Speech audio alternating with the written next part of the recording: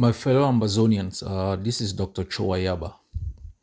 Happy Country Sunday to our brave people on Ground Zero. I want to make a couple of comments on ongoing issues in our struggle for freedom. And this message is simply meant to reassure our people on the scope and depth of commitment that we have. The foundation of any liberation struggle is measured in the scope and depth of the commitment of the people. And secondly, on the irrational action of the enemy. And on these two count, we are in good territory. Let me thank our forces in Bui once more. I know I have stated this before, for coming together and for agreeing to work together. And I hope and pray that this commitment to collaborate on both offensive and defensive action is real, and that they will be allowed, to build on these initial successes to strengthen their grip in the state of Bui, Ngokitungia, and why not Ndonga, and even including Menchum. We have watched videos from Momo. You remember, few months, we thought things like this were impossible.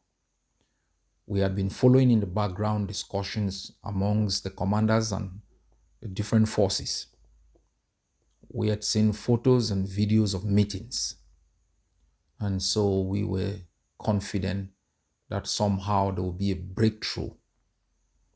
And that breakthrough has come thanks to the tireless effort of some actors who have thus far worked in good faith to make sure that we can bridge the gap between our forces.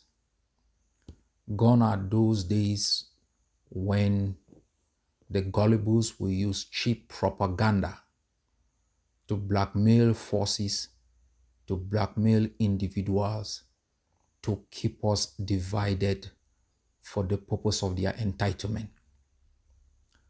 A united force is more effective. It doesn't take away the relevance of political leaders. And I am definitely very sure that what we are seeing will not only be measured by the cohesion, but by the outcomes in combat and territorial control. I also call on our people in Momo to support these endeavors, to reject anyone or any groups of individuals who seek to intoxicate, manipulate them, or manipulate forces to hate each other. And yesterday I spoke to our commanders in Mezam who were meeting. I spoke to commanders of other forces, and I can assure you that the spirit is positive, extremely very positive. And we must always encourage, these endeavors, these baby steps. They are the building blocks of great things to come. I hope that these efforts by our forces will receive positive support from our people across the globe, who in their kindness in the past 5 years have been able to sustain the resistance, to strengthen our resolve, to market our struggle internationally. And I'm definitely very sure that they are going to embrace these positive outcomes for the independence of our country. My fellow people, on the 11th of February 1961, our country was coerced into a plebiscite to decide whether to attach to Nigeria or to Cameroon, in violation of the spirit of the trusteeship agreement. As a category B trust territory with a self-government, uh, territorial borders, international borders based on international treaties, the first democracy within the continent of Africa that had organized 3 elections, overseeing a peaceful transfer of power through a democratic process, a country that had provided security in terms of asylum to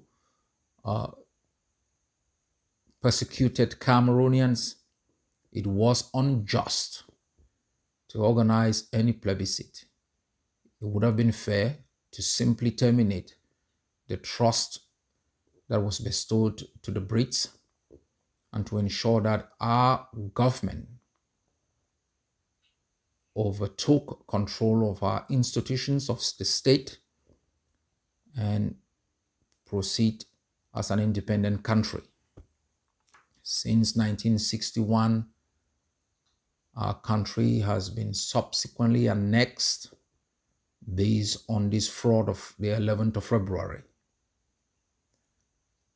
The annexationist has imposed an obligatory celebration of our day of enslavement and deprivation, have forced us to worship its flag, sing its anthem, and paraded our kids from our schools, to pay homage to an incursion that robbed us of freedom and dignity and a homeland of our own.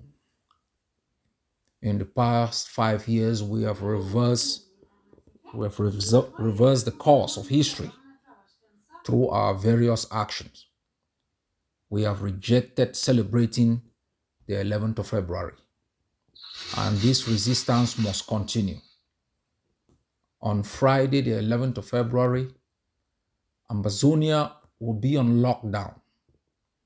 I know such lockdowns is an additional imposition of difficulties on our people. But if that's the pathway we must uphold to regaining our sovereignty, I ask of all of you to commit to it. We will have to sacrifice more to be free. The enemy is determined because it has a lot to lose, relinquish its illegal presence in our homeland. We will have to sacrifice even more if we will want to give to the next generation something better. We will have to endure more. Those locked up in jail are determined. Our soldiers who've been in battles for the past 4 years are determined. Entire population, through their actions on Mondays, have shown their collective defiance to an illegal system imposed in our homeland. My fellow countrymen and women, we are in a good place. I know we tend to focus on the negative as a measure of our commitment, our determination, and our progress. The barometer you choose, the indicators you choose to measure how far you've gone, will determine whether you are positive or negative. As far as I'm concerned, the clear indicators were explained to you people at the onset of the armed defense of our country, making the territory ungovernable for the enemy. That has been positive. Delegitimizing political rule in our land, those have been relegated to armor cars. Making sure we increase the cost of the occupation of our country, nearly bankrupted the system. Making sure we internationalize our struggle and make diplomats come to us. That we have been very successful. Given a PR disaster in the organization of AFCON, we saw it with our own eyes. These are the indicators we must use to measure whether in the last 5 years we've made progress or not. And I think we have made progress. Another way of measuring is doing comparative analysis with other struggles. Where were the Eritreans 5 years after they initiated the armed resistance? Where were the East Timorese? Where were the South Sudanese, the Kosovars? We're far ahead of them. That doesn't mean we can still be defeated. And that's why I understand when you talk about coercion. I would have preferred all of you focus on strategy rather than a fluid concept of unity. I would have preferred we all focus on a strategy that has worked and that still works. But because of the overwhelming cry of our people that we must find a way to work together, we have to make that effort. I know the ongoing crisis within the camp of Dr. Sako is another big distraction. It shouldn't be a distraction. It shouldn't also be a surprise. Because in 2017, when most of you rejoice, when a few men met in Zaria, Nigeria, and used foreign military to declare and impose themselves as a government without any due process and consent of the Amazonian people, we shouldn't then be surprised why any internal crisis within such a structure is going to be seen as generalized chaos. How can we justify that we are fighting to end Cameroon's imposition, occupation, annexation, and tyranny on our people, and at the same time will even tolerate scavengers and impostors parading themselves as the government of Amazonia without any due process? Our people are going through Holocaust, a hellish scorched earth policy, massive displacement and suffering because of Cameroon's political fraud and manipulation. We must never, Amazonians, allow the future of our people and the destiny of our nation to be erected on fraud, dubious claims, manipulation, and propaganda. Cameroon deprived and excluded our people from political organization, association, and participation. Anyone who questioned their illegality was and is still threatened, tortured, jailed, and even executed. Amazonia is still under that brutal occupation with an ongoing genocide. Yet those imposing themselves as governments were so audacious to ban movements, leaders, defense groups, and in so doing creating a toxic atmosphere that has resulted in skirmishes and infighting. Funds raised for the protection of our people and liberation of our homeland through such programs as DOD's, ARA, My Trip to Boya, Amber Bonds, have been swindled. Fighters deprived, deceived, and frustrated. Communities left unprotected, and our people defenseless. Diplomatically, we used strategic diplomatic tools like targeted diplomacy to alter policies, to influence policies, to be able to have governments speak about our case, to gain international recognition. But the perceived group endless scandals and embezzlement and misappropriation of liberation funds has tarnished the image of our liberation struggle. These are group happenings. These actions or corruption, embezzlement, deals or no deals are actions of a group. But because they've proclaimed themselves as the legitimate representative of the Amazonian people,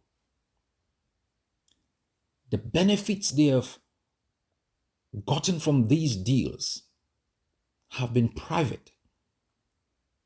The scandals are not only public, they are now our scandals.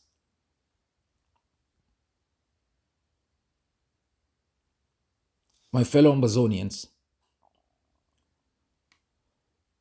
we have lost hundreds of thousands of our people since 1961.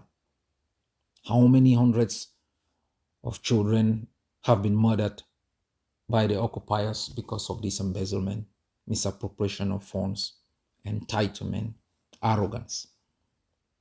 How many hundreds of our fighters or even thousands have been killed because they were not armed or properly armed? How many diplomats have withdrawn their support for our struggle? How many thousands of Amazonians have given up on the struggle because of these actions? We may never really know. But the question you must ask yourself, if during the process of liberation, if during the process, the struggle for freedom, people can be this corrupt to embezzle funds during a period of genocide, imagine, just close your eyes and imagine for a few moments that the levers of power and all its instrumentalizations were bestowed in the hands of these people, with the police, the military, everything in their hands. What would happen to the coffers of the state? What will happen to our hospitals? What will happen to our education? What will happen to our welfare system if in a period of genocide in the 21st century, visible,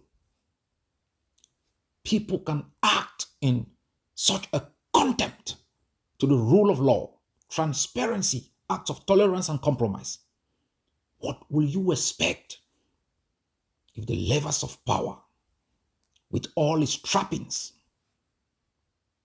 were given to them? It's in your hands, Amazonians. It's in your hands. But this is what I like to tell you.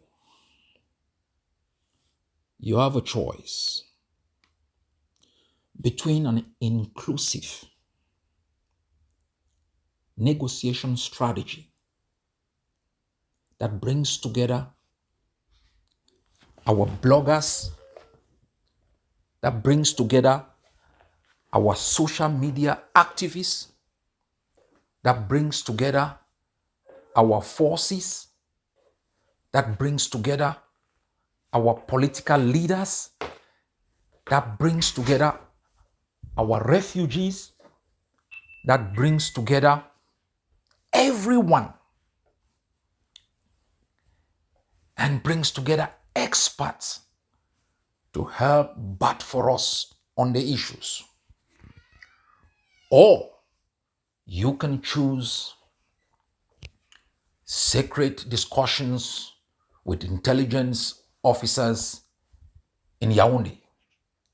Or you can choose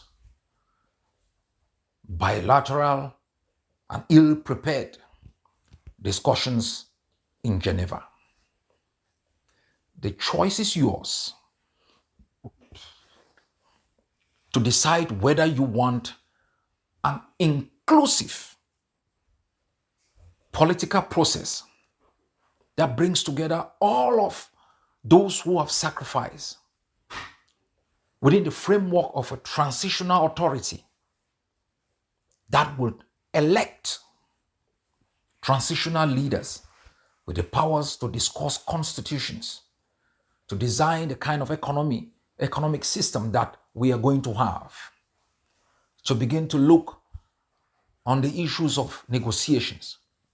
Or you can throw your weight behind a few people who assembled where two or three are gathered and appointed themselves as presidents without due process and have wrecked this liberation struggle, embezzled millions. There is a space for everyone in the models we have proposed. In the model we have proposed, no leader will use the military to impose themselves. You will be able to become the president of Amazonia.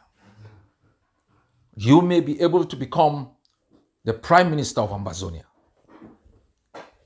You will become a genuine, elected political leader that can be held accountable using laws and institutions that cannot be dissolved unilaterally, that cannot be abolished unilaterally. In our model, there is transparency. Corruption is a worse crime than murder. Corrupt leaders should not only be banished, they should be prosecuted and jailed for life. You will need leaders that cannot be corrupted politically and financially, who will not make appointments based on the amount of money that you give them. There will be institutions that cannot be overthrown. I'll give you an example. The United Kingdom does not have a term limit for a prime minister. So in the United Kingdom, a prime minister can last for 20 terms. But the United Kingdom has created institutions that regulate how long a prime minister can be. Those institutions are in the political parties, because political parties invest in people who can win elections. They invest in people who can preserve a mandate. And each time a political party realizes that you've become a liability to their ability to win elections, to preserve the mandate and gain credibility, you're going to be changed. That's how most leaders have gone. Tony Blair, Margaret Thatcher, Chamberlain, Winston Churchill. Most were not defeated in elections. They became a liability to their own political platform. We need a state where no leader, even if his name is Jesus Christ, will be given a blank check to decide on the political destiny without regulation, to decide on the economic output without regulation. We are fighting and dying for a state that gives opportunity to a little child in the village, even if that child knows nobody in the levels of power of the state. We are working extremely very hard to ensure that we can build bridges amongst ourselves. But one thing I want to let you know, it is impossible for movements to build bridges with people who call themselves a government. Until these instrumentalizations are dissolved and banished, it will be difficult, nearly impossible. We are ready in the Amazonian Governing Council to fight for the next 15 years. We will not blink, shake in no day to accept any platform that is based on illegality.